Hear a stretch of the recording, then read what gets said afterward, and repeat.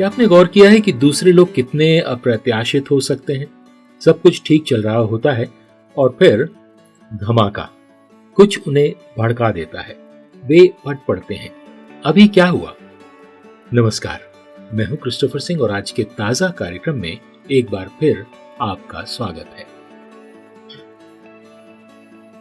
ये अजीब है, हम लोगों को सिर्फ बाहरी रूप से देखते हैं, लेकिन उनके लिए जो कुछ भी मायने रखता है वो अंदर ही अंदर होता है। और जैसा कि हमने कल साथ मिलकर देखा कि एक व्यक्ति का आंतरिक अस्तित्व, उसका आंतरिक जीवन, उसकी गहरी भावनाएं, दर्द, उनके राज हमारी नजरों से काफी हद तक छिपे रहते हैं। जी हाँ, हम दूसरों के सामने खुलते हैं, लेकिन ज्यादातर सिर्फ एक या दो लोगों के सामने, जिनके हम सचमुच बहुत करीब होते हैं।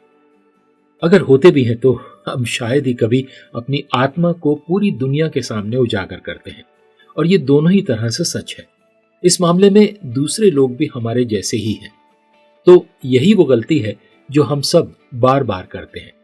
हम लोगों को उनके बाहरी रूप से, उनके कहने और करने के आधार पर आंकते हैं, बिना ये जानने की कोशिश किए कि अंदर क्या चल रहा है, उनके व्यवहार को क्या प्रेरित कर रहा है। उनके व्यवहार के बावजूद हम उनके प्रति कैसी विचारशीलता और सहानुभूति और प्रेम दिखा सकते हैं। देखिए, हम सभी में चरित्र दोष होते हैं, हम सभी पर अतीत के दाग होते हैं, शायद हमारी आत्मा में गहरे घाव भी होते हैं जो हमारे व्यवहार को प्रभावित करते हैं। बाइबल में लिखा है, नीति वचन उसका 20 अध्याय 5 वचन में, मनुष्य के हृदय के उद्देश्य गहरे जल के समान होते हैं, परंतु जो समझदार है वो उन्हें बाहर निकाल लेता है। प्रत्येक व्यक्ति के हृदय में जो चल रहा है वो वास्तव में बहुत गहरा होता है।